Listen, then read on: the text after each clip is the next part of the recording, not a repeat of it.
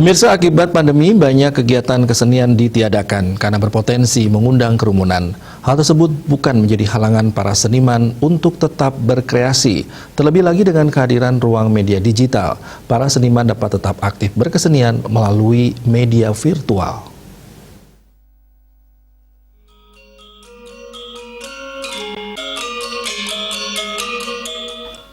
Pembatasan sosial karena pandemi COVID-19 bukan berarti krisis kreativitas bagi seniman. Dalam proses perjalanan waktu selama pandemi ini, para seniman kembali menggeliat. Baik seniman di bidang seni, pertunjukan, seni rupa, atau seni tradisional karena memanfaatkan media digital dalam berkesenian. Seperti menyelenggarakan pertunjukan-pertunjukan ataupun lomba-lomba secara virtual.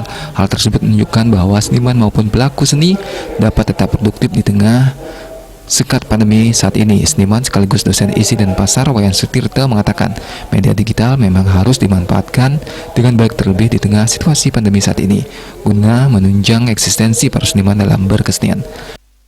Media digital harus dimanfaatkan karena apa? Karena memang kita harus mengurangi tatap muka dengan penonton, dengan audien dan lain sebagainya. Yaitu sekarang kita kenal ada banyak pertunjukan virtual sekarang.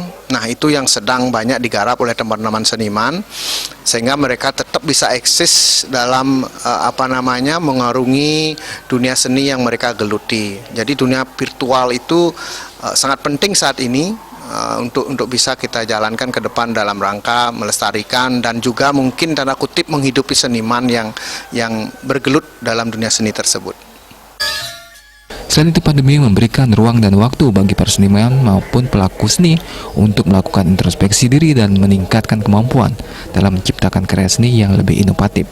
Sutirta berharap para pelaku seni bisa mengembangkan kreativitas dan menciptakan karya yang dikembangkan di media digital.